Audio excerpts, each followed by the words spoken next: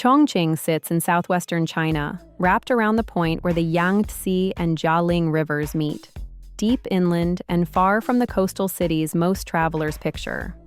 It is one of only 4 direct-administered municipalities in China, and the only one of those 4 that sits inland rather than on the coast.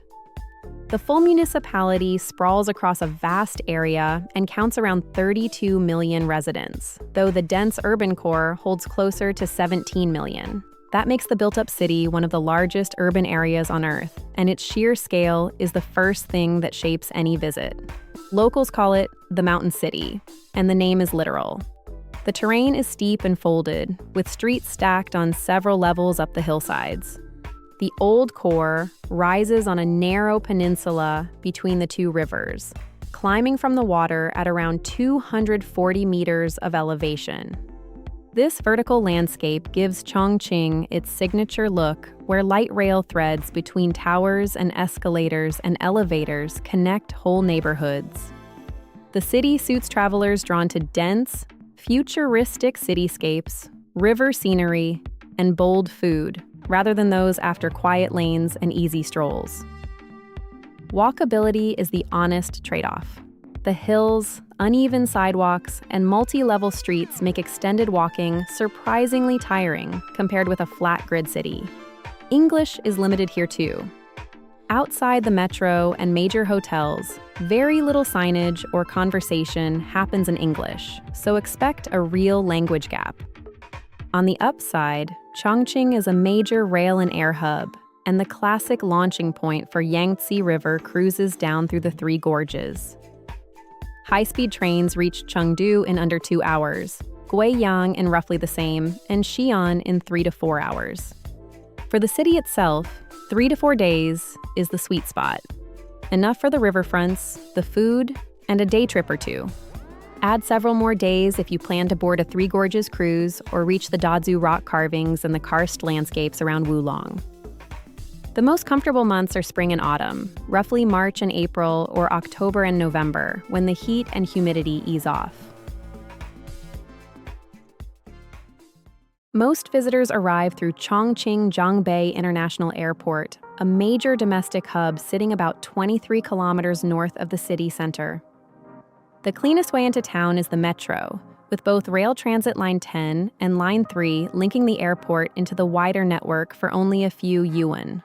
That ride reaches central districts like Shapingba or Jifangbei in roughly 40 to 60 minutes, usually with 1 transfer. Airport shuttle buses are another budget option, running to several points around the city for roughly 15 to 25 yuan. A taxi covers the same trip in 30 to 60 minutes and runs about 80 to 120 yuan, depending on traffic.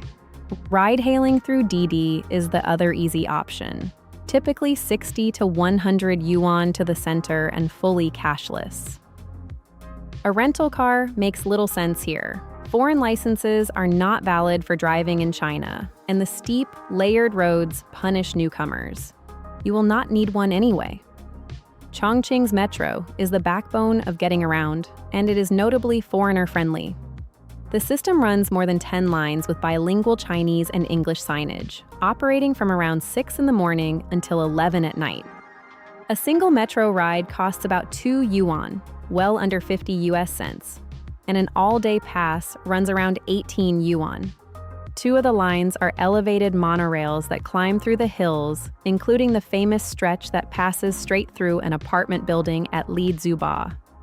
For door-to-door trips, Didi is cheap and reliable and sidesteps the language friction of flagging down a metered taxi.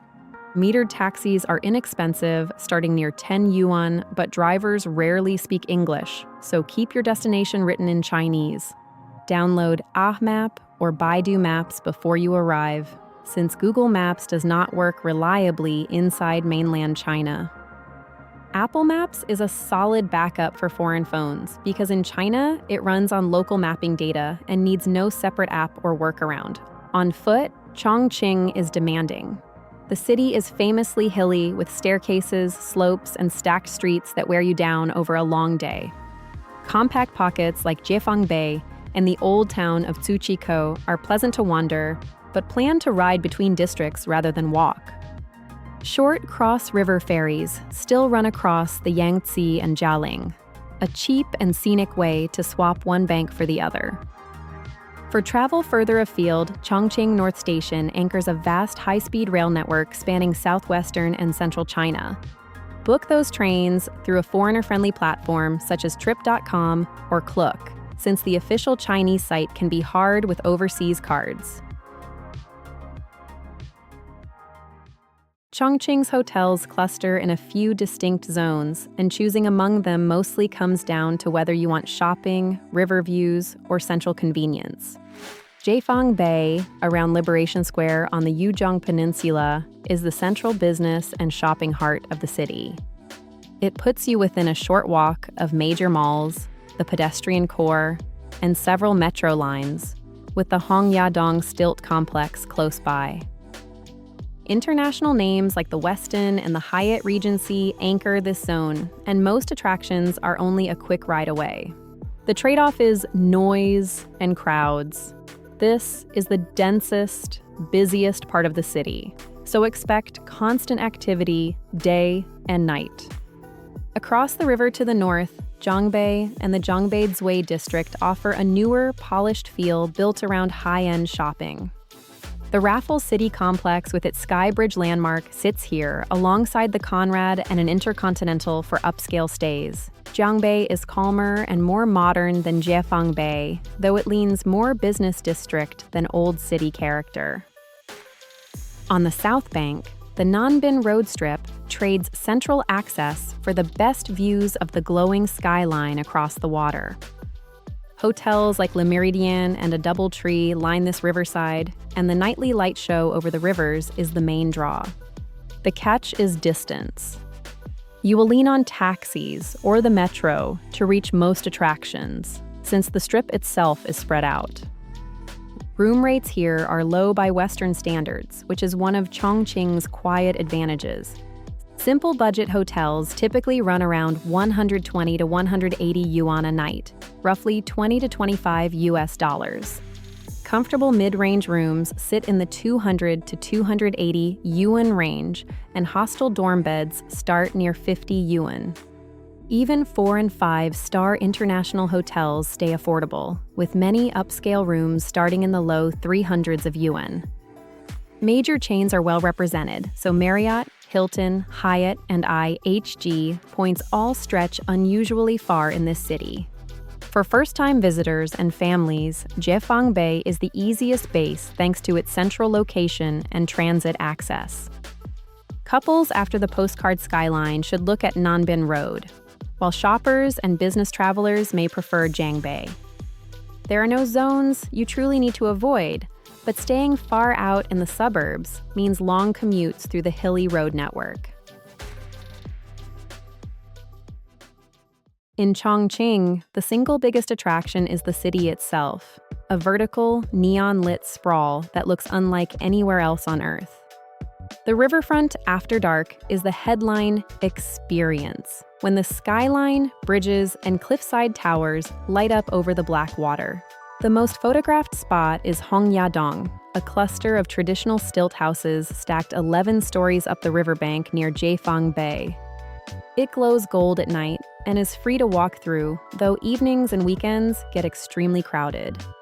The Yangtze River Cableway is the classic ride, a cable car that drifts across the river high above the water. A round trip costs only around 20 to 30 yuan, and the views over both banks are among the best in the city. For the widest skyline panorama, head up Nanshan Mountain to the Yikushu observation deck on the south side.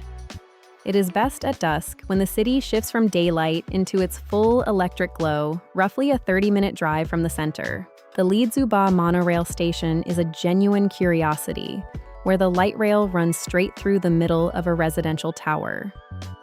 It costs nothing beyond a normal metro fare, and trains pass through every few minutes during the day.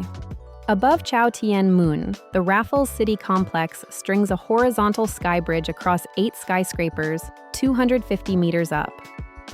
There's a paid observation deck up top, but the structure itself is striking even from the square below. Chao Tianmun Square sits at the very tip of the peninsula, where the Jialing meets the Yangtze and cruise boats depart. It is free and open all day, and a natural place to start making sense of the city's river geography. For older atmosphere, Tsuchikoe is a restored ancient port town of narrow lanes, tea houses, and snack stalls. Admission is free. It takes a couple of hours to wander, and it is busiest on weekends and public holidays. The Three Gorges Museum, opposite the Grand People's Auditorium, is the best indoor stop for history and context. Entry is free, it needs about 2 hours, and it covers the region's heritage and the Great River Damming Project. In the downtown core, Luohan Temple offers a quiet Buddhist counterpoint among the towers, with rows of carved stone figures.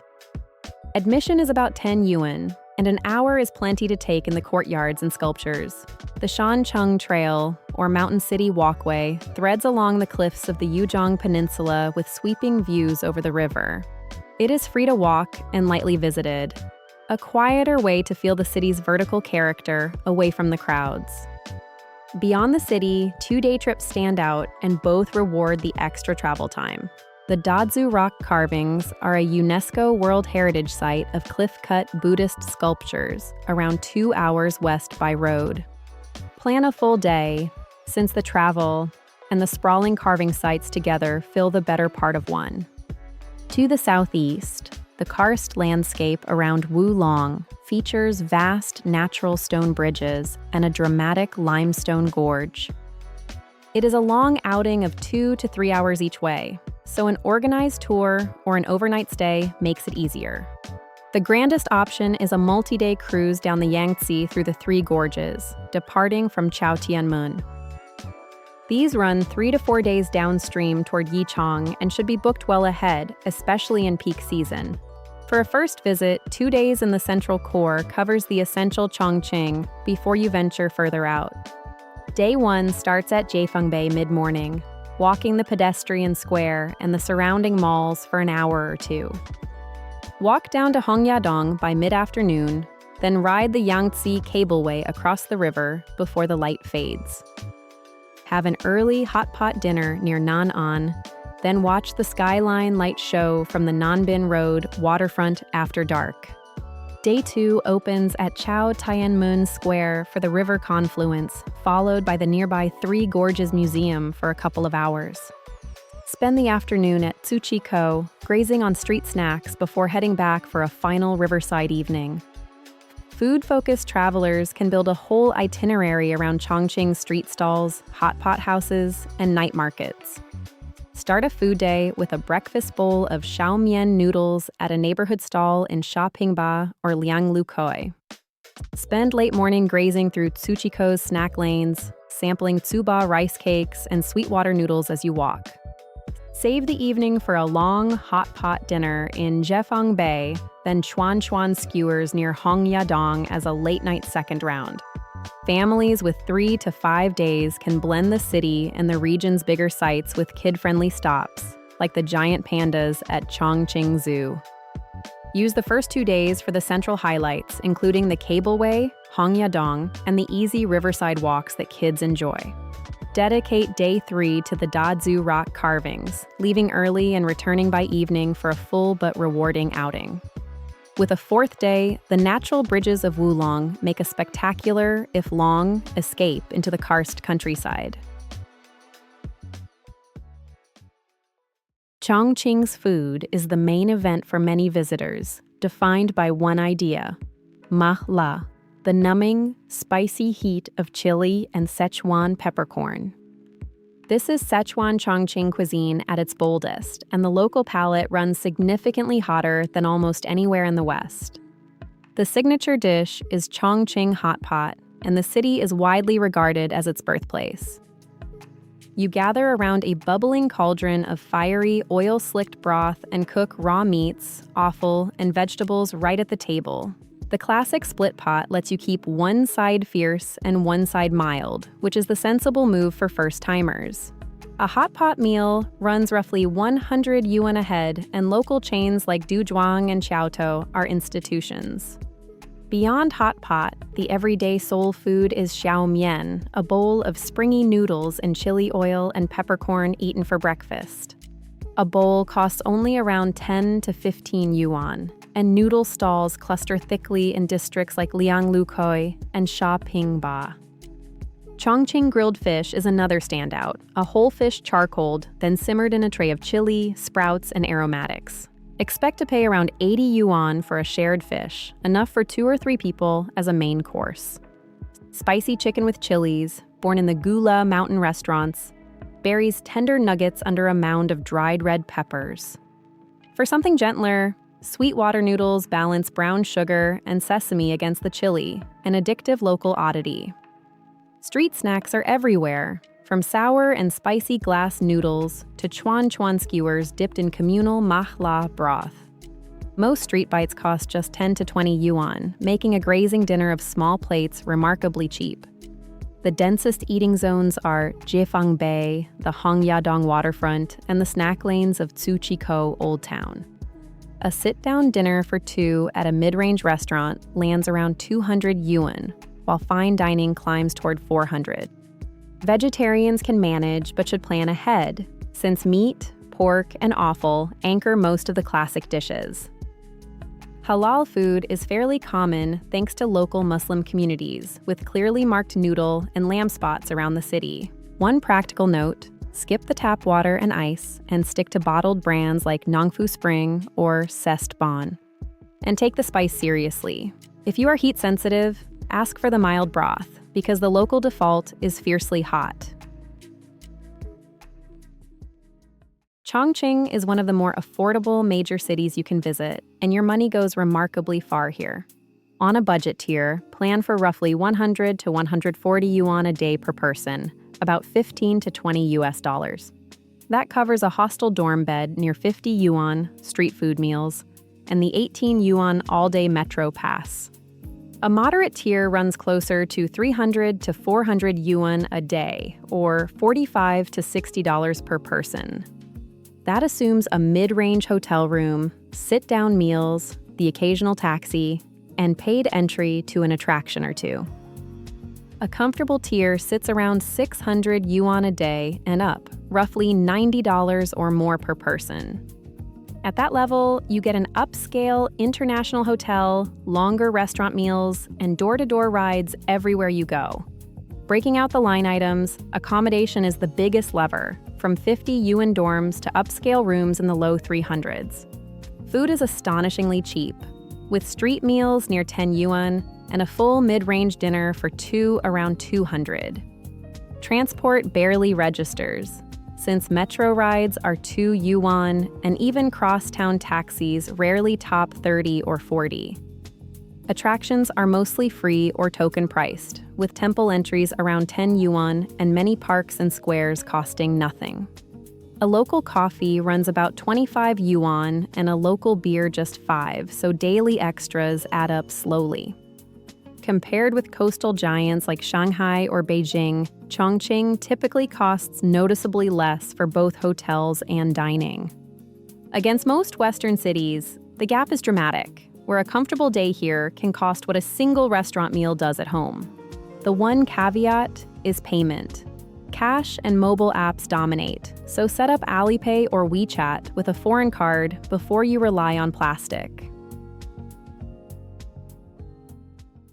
Chongqing's weather swings hard between seasons, and timing your visit well makes a real difference to the experience. The clear winters are spring and autumn, when mild days settle comfortably into the high teens and low 20s Celsius. In March and April, highs climb from around 17 to 24 degrees Celsius, roughly 63 to 75 Fahrenheit. October and November are similar, with pleasant highs near 17 to 23 Celsius, around 63 to 73 Fahrenheit. Summer is the season to avoid. Chongqing is one of China's notorious furnace cities, baking under intense heat and humidity.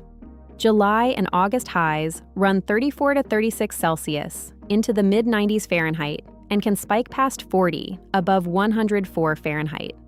Summer also brings the year's heaviest rain, with July the wettest month and frequent thunderstorms from the seasonal monsoon.